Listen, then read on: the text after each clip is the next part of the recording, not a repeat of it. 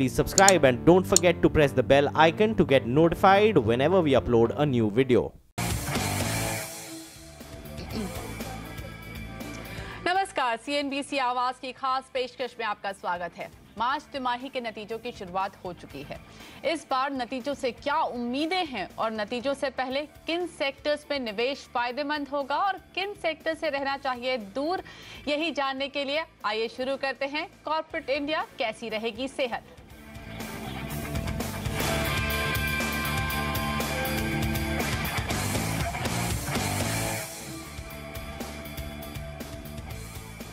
इस खास शो में हमारे साथ हैं IDBI कैपिटल के इंस्टीट्यूशनल रिसर्च हेड सुदीप आनंद और एडलवाइज सिक्योरिटीज के इंस्टीट्यूशनल हेड निश्चल महेश्वरी। निश्चल, आपसे बातचीत पहले शुरू करेंगे।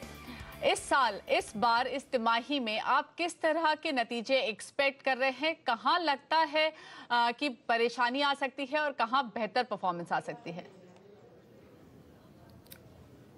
तो ये क्वार्टर में भी टॉप लाइन ग्रोथ अभी अच्छा आना लगेगा। बेसिकली लगता है 12% की ग्रोथ करीब आएगी हमारे कवरेज यूनिवर्स की और करीब 9% बॉटम लाइन ग्रोथ आएगी। ओवरऑल कमोडिटीज़, बैंकिंग ये सेक्टर्स अच्छा करेंगे, जबकि टेलीकॉम और PSU बैंक्स ये दो सेक्टर्स में वापस परेशानी नज़र आएगी।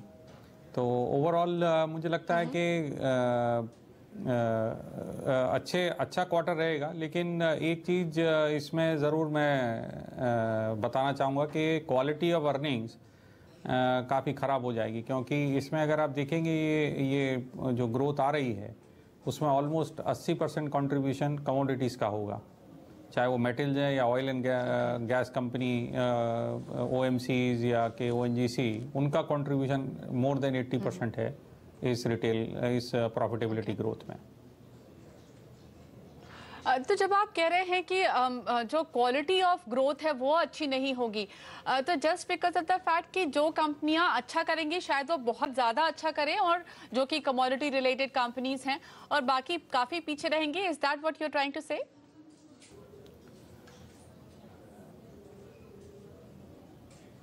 ये क्वेश्चन मेरे से है जी। हाँ, तो ये जो मैं आपको एक्सप्लेन कर रहा था वो कि कमोडिटी स्पेशली मेटल्स और ऑयल एंड गैस कंपनी, ये कंपनीज का बड़ा प्रॉफिट आएगा ये साल में, बेसिकली बिकॉज कमोडिटी ने अच्छा किया है एंड ऑयल एंड गैस में अच्छा बेस था लास्ट ईयर, तो इसके लिए दोनों में ये अच्छा खासा ग्रोथ दिखाई देगी। पर बाकी ग्रुप ने अच्छा नहीं किया है, ये मैं हाईलाइट करना चाह रहा था। तो क्वालिटी ऑफ अर्निंग्स, क्योंकि ये क्या सस्टेनेबल अर्निंग्स नहीं है कमोडिटी की, इसके लिए मैं बताना चाह रहा था कि क्वालिटी ऑफ अर्निंग्स अच्छी नहीं है। ग्रोथ आएगी लेकिन क्वालिटी ऑफ अर्निंग्स अच्छी नहीं है। तो इस बार कमोडिटी प्राइसेस में हमने एक अच्छी बढ़त आते हुए देखी है, जिसकी वजह से कुछ चुनिंदा कंपनियां हैं जो कि काफी अच्छा करेंगी, लेकिन बाकी ये ब्रॉड बेस ग्रोथ नहीं देखने को मिलेगी। हमारे साथ सुदीप भी जुड़ चुके हैं। सुदीप, आप मिड कैप काफी क्लोजली फॉलो करते आए हैं। एक बात बताइए, इस बार क्योंकि हमने मिड कैप्स में काफी उठापटक देख ली, इस बार मिड कैप स्पेस से क्या एक्सपेक्ट करके चलें?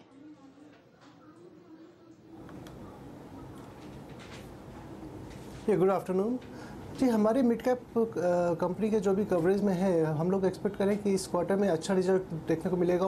एंड अगर आप प्लास्टिक्स कंपनीज की बात करें, एस्ट्रल पॉली, फिनोलेक्स और नीलकमल या सुप्रीम इंडस्ट्रीज, सो इन चारों कंपनीज को अगर मिलाए तो हम लोग एक्सपेक्ट करें अबाउट 30 to 35% ग्रोथ आपका EBITDA टू पैट में आपको देखने को मिल सकता है क्वार्टर क्वार्टर। सो इवन आप अगर टायर कंपनी के लिए तो हमारा राजा बैटरी कंपनी के लिए तो हमारा राजा एंड एक्साइड में हमें काफ़ी अच्छा 19 से 25% का ग्रोथ देखने को मिल सकता है। और अगर हम केमिकल्स कंपनी की बात करें तो फिलिप्स कार्बन ब्लैक हुआ या रेन इंडस्ट्री, ये दो पे हमारा कवरेज, जहाँ पे क्योंकि केमिकल प्राइसेस बहुत अच्छे रहे लास्ट क्वार्टर, बिकॉज चाइना में शटडाउन के कारण केमिकल प्राइसेस हमेशा मतलब लास्ट क्वार्टर में बहुत अच्छे रहे, तो हम लोग एक्सपेक्ट करें कि ये दो कंपनी भी काफ़ी अच्छा रिजल्ट देगी। So overall mid cap space में हम लोग एक्सपेक्ट कर रहे हैं कि अबाउट 25 से 30% का ग्रोथ आपको कंपनीज क्वार्टर ग्रोथ देखने को मिल सकता है। हमने देखा है सुदीप, पिछले कुछ दिनों में मिड कैप आईटी काफी फोकस में रहा है और एक रिपोर्ट्स में पढ़ रही थी, उसमें ये कहा गया है कि जो डील क्लोजर्स हैं वो मिड कैप आईटी में लार्ज कैप आईटी से बेहतर होते हुए दिखाई दे रहे हैं। और अभी अगर आप पिछले कुछ दिनों का कारोबार भी देखें तो मार्केट में भी मिड कैप आईटी बहुत अच्छा कर रहा है। आपकी कोई स्पेसिफिक उम्मीद है मिड कैप आईटी से?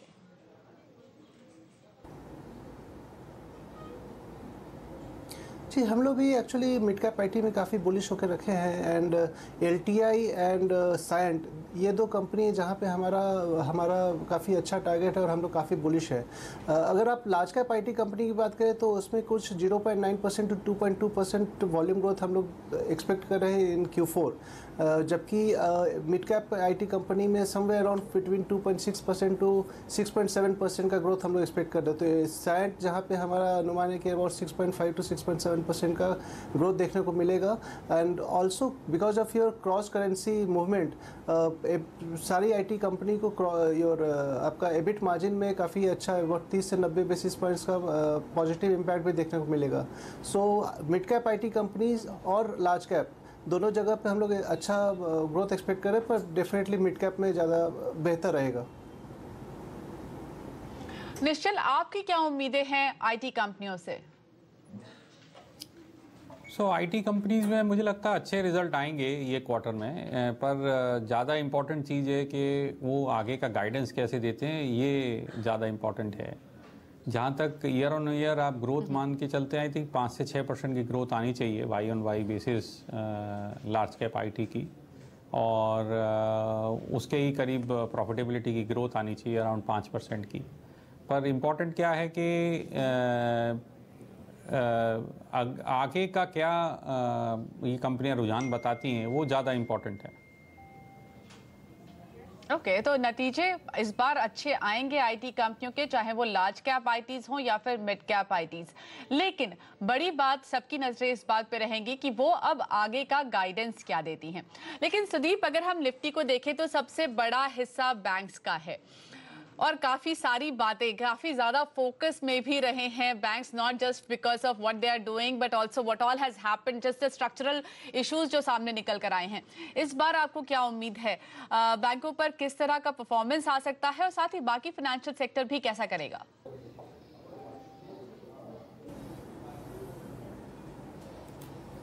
जी, बैंक्स पे अगर देखें तो लास्ट क्वार्टर में क्रेडिट ग्रोथ कुछ 11% के आसपास रहा है, जिसमें मेजरली आपका रिटेल क्रेडिट ग्रोथ के कारण जिसका ग्रोथ करीब 20% रहा है, ओवरऑल क्रेडिट ग्रोथ बढ़ा है।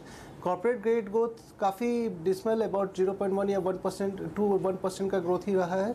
सो इन दिस सिनेरियो हम लोग को लगता है जो बैंक ज़्यादा रिटेल फोकस्ड है वो बैंक अच्छा रिजल्ट रिपोर्ट करेगी। ऑल्सो अगर आप बैंक यील्ड की बात करें तो बैंक यील्ड भी कुछ 8 बेसिस पॉइंट से बढ़ा है, तो बहुत ज़्यादा मेजर कोई ट्रेजरी लॉस तो नहीं होगा, बट पीएसयू बैंक में थोड़ा सा पेन अभी भी देखने को मिल सकता है। ऑल्सो अगर आप देखें तो आरबीआई ने कुछ 2 गाइडेंस अभी लाई थी, जिसमें आपका M2M लॉसेज जो भी आपका Q3 एंड Q4 का है वो अगले 4 क्वार्टर तक में आप उसको बढ़ा सकते हैं। ऑल्सो NCLT से रिलेटेड जितना प्रोविज़न आपको 50% तक करना था वो भी आप आगे उसको ले सकते हैं, तो उसके कारण थोड़ा सा रिलीफ देखने को मिल सकता है। बट ओवरऑल मेरे को लगता है कि जो भी बैंक रिटेल फोकस है लाइक HDFC बैंक और कोटक, वो बैंक्स अच्छा रिजल्ट दे सकती है। ओके, तो जहां पर रिटेल फोकस ज्यादा है, कॉर्पोरेट पर नहीं बल्कि रिटेल पर ज्यादा फोकस है, वो बेहतर परफॉर्मेंस दिखाएंगे। जैसा कि नाम लिया यहाँ पर सुदीप ने, यहाँ पर बेहतर परफॉर्मेंस दे सकता है HDFC बैंक। लेकिन साथ ही निश्चल, इस वक्त भारतीय बाजार में जो सबसे ज्यादा स्टोरी सुनने को मिलती है वो है कंजम्पशन रिलेटेड, और कंजम्पशन रिलेटेड पर ही ज्यादातर लोग दाव लगाने की बात कर रहे हैं। उसका एक बड़ा दावेदार है FMCG सेक्टर। इन कंपनियों से आप क्या एक्सपेक्ट कर रहे हैं? FMCG सेक्टर में आई थिंक वॉल्यूम ग्रोथ आएगा। आई थिंक 9 से 10% का वॉल्यूम ग्रोथ का एक्सपेक्टेशन है। जब तक कि जहाँ तक कि टॉप लाइन का है, आई थिंक 7 से 8% का टॉप लाइन ग्रोथ है, पर प्रॉफिटेबिलिटी बढ़ेगी क्योंकि उनके मार्जिन्स में सुधार आएगा। इनपुट कॉस्ट लास्ट क्वार्टर में थोड़ी कम हुई हैं, तो इसके लिए FMCG सेक्टर ये क्वार्टर में अच्छा काम करेगा। पर इम्पॉर्टेंट चीज़ क्या है कि FMCG आगे चल के भी मुझे लगता है, क्योंकि रेनफॉल का अच्छा आउटलुक दिया है, तो मुझे लगता है कि ये अगले कुछ क्वार्टर्स में भी अच्छा ही काम करेगा बेसिकली। तो मुझे लगता है कि ये क्वार्टर में, ये सेक्टर में ज़रूर निवेश करना चाहिए। ओके, सेक्टर में निवेश करना चाहिए, बट निश्चल, क्या आपको कोई कंपनियां ऐसी हैं जो कि पसंद है इस वक्त, जहां पर लगता है कि बेहतर परफॉर्मेंस ना सिर्फ इस तिमाही बल्कि आगे आने वाली तिमाहियों में भी हो सकती है? लीवर आई थिंक स्टॉक तो महंगा है, लेकिन आई थिंक लीवर फिर भी काफ़ी अच्छा ग्रोथ दिखाएगा ये क्वार्टर में भी और आने वाले टाइम में भी। दूसरा हमें जो स्टॉक अच्छा लगता है आईटीसी है, वो ऑब्वियसली चीप वैल्यूएशंस की वजह से और ग्रोथ में, सिगरेट में ग्रोथ नहीं आ रही है, लेकिन आई थिंक उनके बाकी सब प्रोडक्ट्स में ठीक ठाक ग्रोथ कर रहे हैं वो लोग, तो इसके लिए ये दो स्टॉक अच्छे लगते हैं।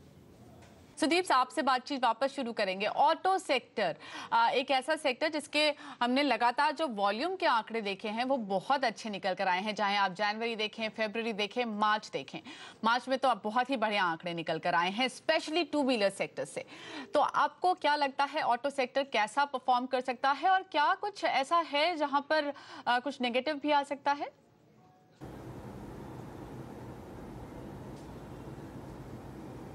जी, जैसा आप बोले, लास्ट क्वार्टर में हम लोगों ने काफ़ी अच्छा वॉल्यूम ग्रोथ देखने को मिला, जहाँ पे volume grow around 25% to even 35%। अगर टू व्हीलर सेगमेंट लें तो उसमें TVS Motor is a counter, जहाँ पे कंपनी गाइडेंस दिया है कुछ 10% एबिटा मार्जिन का, and compare to last quarter जहाँ पे उन्होंने कुछ 7.8 या 8% का रिपोर्ट किया है। इवन हम लोग अभी अपने अनुमान में हम लोग मार्जिन, अगर अगर कंपनी ने 9.5 या 10% का मार्जिन दिखा दिया तो वहाँ पे एक बहुत अच्छा री रेटिंग देखने को मिल सकता है। वहीं पर टू व्हीलर्स में बजाज ऑटो जो कंपनी, जहाँ पे हम लोग काफ़ी अच्छा नतीजे का उम्मीद कर रहे हैं। सीवी सेगमेंट में देखें तो सीवी सेगमेंट में हम लोग काफ़ी बुलिश हैं, एंड अशोक लेलैंड जहाँ पे हम लोग काफ़ी अच्छे रिजल्ट के एक्सपेक्टेशन में है, क्योंकि उनका वॉल्यूम बहुत अच्छा था। हाउएवर अगर आप देखें रॉ मटेरियल प्राइसेस थोड़ा सा ऊपर गए हैं लास्ट क्वार्टर में, जिनका इम्पैक्ट कुछ मार्जिन पे देखने को मिल सकता है, जहाँ पे हम लोग कुछ 30 बेसिस पॉइंट से 90 बेसिस पॉइंट्स का मार्जिन डिक्लाइन हम लोग एक्सपेक्ट कर रहे हैं इन डिफरेंट कंपनीज। सुदीप, आपका व्यू क्या है इस सेगमेंट के लीडर मारुति सुजुकी पर? स्टॉक ने अच्छा करेक्शन भी देख लिया, और अगर हम मार्च के उनके सेल्स के आंकड़े देखें, they have again reached one of their highest. तो क्या लगता है मारुति सुजुकी बेहतर लग रहा है यहाँ पर?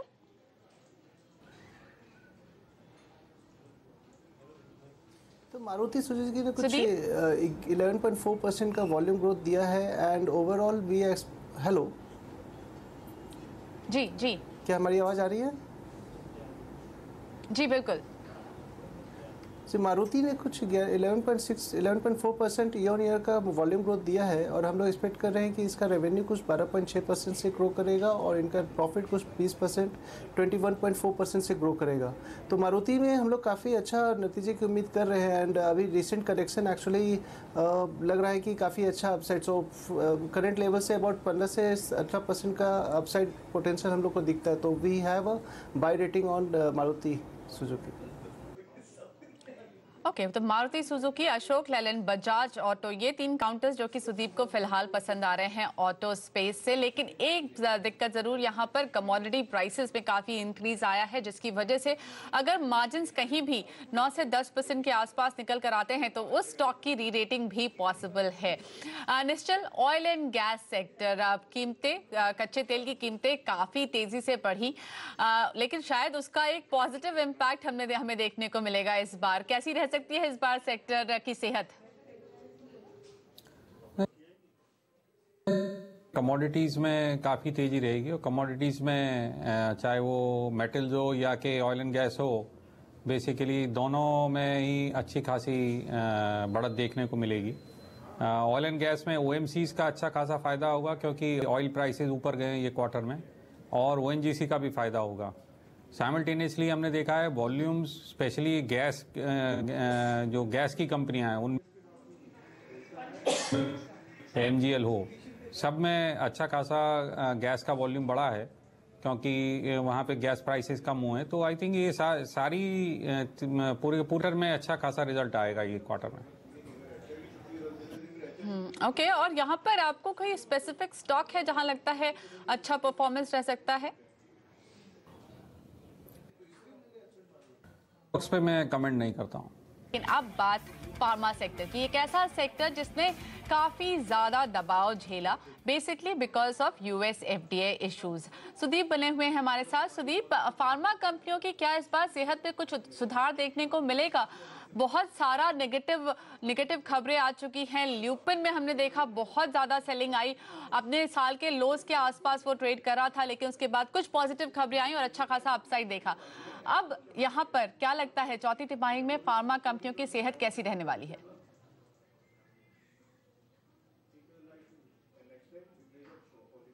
फार्मा में अगर हम देखें तो अभी भी यूएस में जो पेन था वो कम नहीं हुआ है, तो कंपटीशन एंड वो प्राइसिंग प्रेशर अभी भी कंपनी की फाइनेंशियल हेल्थ को बहुत ज़्यादा अच्छा नहीं करने वाली है।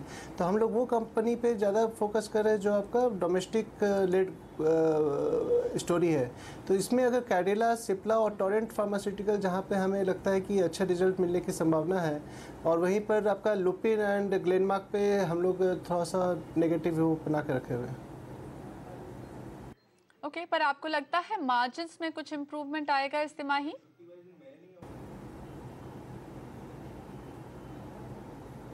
सो मार्जिन्स में हमें बहुत ज़्यादा कोई इम्प्रूवमेंट की एक्सपेक्टेशन नहीं है, क्योंकि अगर करेंसी वाइज भी देखें तो करेंसी भी मोर लेस स्टेबल रही है दिस क्वार्टर। सो यहाँ पे मार्जिन्स में हमें बहुत ज़्यादा कोई इम्प्रूवमेंट की उम्मीद नहीं है। ओके, बहुत ज़्यादा इम्प्रूवमेंट की उम्मीद नहीं है, मेनली बिकॉज ऑफ करेंसीज, और साथ ही यूएस में जो प्राइसिंग प्रेशर है वो अब भी बरकरार है। लेकिन जो डोमेस्टिक लेड स्टोरीज हैं वहाँ पर बेहतर परफॉर्मेंस देखने को मिल सकती है, जैसे सिप्ला, कैडिला और टोरेंट फार्मा। लेकिन निश्चल, आपसे समझना चाहूँगी, आप कह रहे थे कमोडिटी स्पेस, और अब कमोडिटी स्पेस की ही बात करते हैं, मेटल और माइनिंग।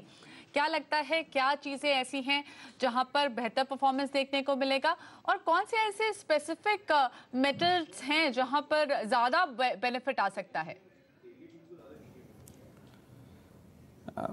मेटल स्पेस में तो आप दोनों फेरस, नॉन फेरस, दोनों ही स्पेसेस में आपको अच्छे रिजल्ट मिलेंगे, क्योंकि मेटल्स में प्राइसेस अगर आप फेरस में देखेंगे तो स्टील के प्राइसेस 3 से 4 हज़ार रुपये टन ज़्यादा हैं लास्ट क्वार्टर से, तो वहाँ पे डेफिनेटली आपको प्रॉफिटेबिलिटी इंक्रीज़ मिलेगी। सिमिलरली वॉल्यूम्स इंक्रीज़ हो गए हैं स्टील में। जहाँ तक कि एल्युमिनियम का, नॉन फेरस मेटल्स का सवाल है, वहाँ पे आप देखेंगे थोड़ा सा सबड्यूड रिजल्ट रहेगा, क्योंकि प्राइसेस थोड़े फॉल हुए हैं, लेकिन ओवरऑल वहाँ पे वॉल्यूम कंटिन्यूसली बढ़ रहा है। तो इसके लिए मुझे लगता है कि दोनों फेरस, नॉन फेरस, दोनों मेटल्स में ही आपको अच्छी तेज़ी मिलेगी। और अभी जो लास्ट 2-3 दिन में हुआ है, वापस वो नए प्राइसेस की तरफ ही, ऊपर जाते हुए प्राइसेस की तरफ ही इंडिकेट करता है। बट स्टील, क्या लगता है वहां से भी अच्छे नतीजे आएंगे? हाँ, स्टील में मैंने बताया आपको, स्टील और स्टील दोनों में ही अच्छे नतीजे आएंगे। और मार्जिन पिक्चर कैसे रहने वाली है मेटल माइनिंग की आपकी उम्मीदों के मुताबिक? मार्जिन तो इंप्रूव हो जाएंगे यहाँ से, क्योंकि मैंने बताया 3 से 4 हज़ार रुपये पर टन के हिसाब से प्राइसेस बढ़ रहे हैं, जबकि कॉस्ट प्राइसेस इंक्रीज नहीं हुई है, इनपुट कॉस्ट इंक्रीज नहीं हुई है। तो इसके लिए margin would be record high basically, steel specially. आप, एक सवाल और मेरा यहाँ पर है, चौथी तिमाही की बात तो हो गई, लेकिन क्या यहाँ से आगे चलते हुए, क्योंकि जिस तरह से ग्लोबल अनसर्टेनिटी बढ़ रही है because of trade Wars and साथ ही जियोपॉलिटिकल टेंशंस भी, आपको लगता है क्या कमोडिटी प्राइसेस आगे ऐसे जारी रह पाएंगे और आगे बेहतर परफॉर्मेंस निकल कर आ पाएगी क्या? मुग्धा, मुझे ज़्यादा इसके बारे में ज़्यादा चिंता नहीं है, क्योंकि अगर आप देखेंगे तो अभी भी ग्रोथ अच्छी है वर्ल्ड अक्रॉस। तो हम लोग करीब 3-3.5% की ग्रोथ पे बैठे हुए हैं यूएस की, और ज़्यादातर सारे डेवलप्ड वर्ल्ड अच्छी ग्रोथ कर रहे हैं, इमर्जिंग मार्केट कंट्रीज़ का भी ग्रोथ अच्छा है। तो मुझे जहाँ तक डिमांड का सवाल है, ज़्यादा चिंता नहीं है। और चाइना जो लार्जेस्ट प्रोड्यूसर है फेरस में, नॉन फेरस दोनों में बेसिकली, वहाँ पर काफ़ी प्रोडक्शन कट हुआ है पोल्यूशन की वजह से। तो इसके लिए मुझे कोई ज़्यादा डिमांड के ऊपर ज़्यादा चिंता वाली बात नहीं है। और कल भी जो अगेन यूएस ने रुसाल के अगेंस्ट में जो क्वेश्चन मार्क्स लगाए हैं बेसिकली, वहाँ पर भी प्रोडक्शन कट होगा। तो वापस ये सप्लाई में इशू करेगा क्रिएट, और वो प्राइसेस इंक्रीज होंगे, जो हमने आज एल्युमिनियम के प्राइसेस 6-7% ऊपर देखे हैं। जी, ऑल राइट। तो अभी आगे भी कमोडिटी स्पेस स्ट्रांग दिखाई दे रहा है, वहाँ पर फिलहाल कोई चिंता नहीं। डिमांड और सप्लाई का जो गैप है वो ये इंश्योर करेगा कि कीमतें ऊपर बनी रहें। निश्चल और सुदीप, आप दोनों का बहुत बहुत धन्यवाद हमारी इस खास पेशकश में शामिल होने के लिए। इसी के साथ CNBC आवाज़ की इस खास पेशकश में इतना ही, लेकिन आप देखते रहिए और बने रहिए हमारे साथ। नमस्कार।